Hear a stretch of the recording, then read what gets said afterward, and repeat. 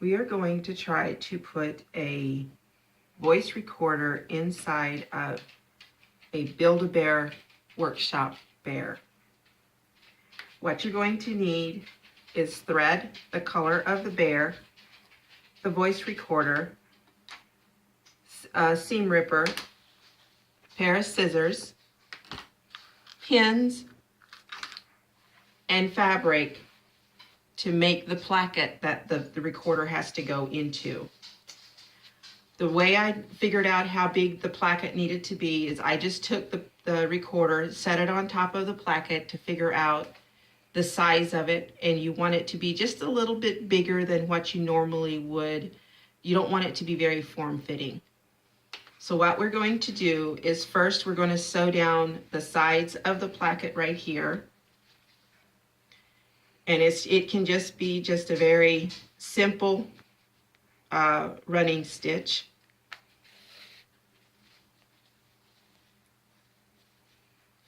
And I'm not going to be very, just very careful to keep my stitches just the same size, all the same size. It'll be close, but because all you want to do is you want to keep the recorder out of the stuffing, and you want it to stay in one place. That's why you put the placket in.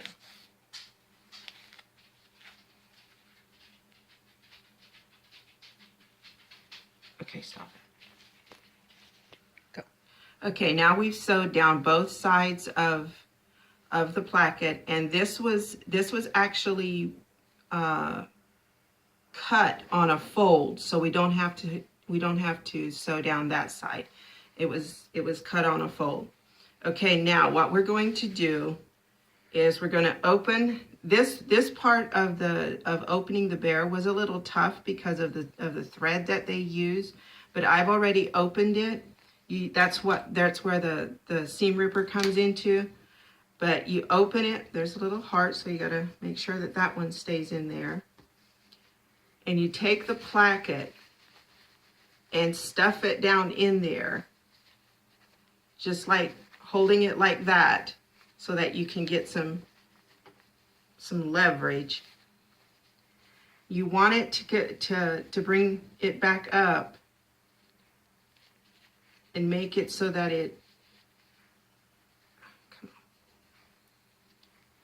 it's like that, so you can sew it onto the side, the edge of your bear. We're going to do that, and when we come back, that part will be sewn, and we'll be ready to put the voice recorder on the inside and sew it back up. Okay, now we've got our placket put into the bear, so now we put the voice recorder in there so that the sound of it goes forward. There we go. Now we're going to get it ready and sew it back up, and we are good to go. Go.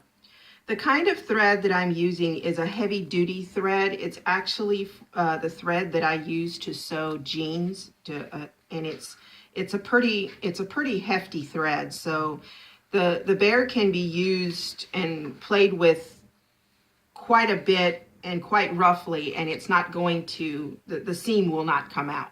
So that's the reason for this type of a thread. So let me get started on it, and then when we come back, we will show how to put the stitches in so that you cannot see the seam. Okay, what you're going to do is you're going to move all your fur to one side and take a stitch. Make sure you get both the fur side and the placket side. It's going to reinforce your stitches. Pull it through on that side and then come over to the other side and do the very same thing. Try to keep your stitches as uniform as you can. Then when you pull it through, get it through about like this, and then you're going to have to start pulling the fur away so that when you pull your thing tight, you cannot see where the seam is. That's what you want the bear to look like in the back. So let's do that again. Come over to the side, pull your fur away. Take a stitch, go all the way through all the layers. Pull it through. Go to the other side.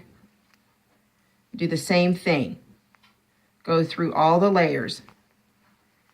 Pull it through. Now, pull your string through until you're almost there, and before you pull it tight, you want to make sure that all the fur is out of the way, because once you pull that tight, you don't want to be able to see the seam. And there you go. Okay, we are at the end of the seam right here. So what we're going to do is we're going to show you how to tie it off. And the way I tie it off is I come in and I get a little bit of skin, I guess you could call it. Take this, wrap it around your needle twice, and then pull it tight. It's a little tough to do, but that's what sets everything in place. And it gives you that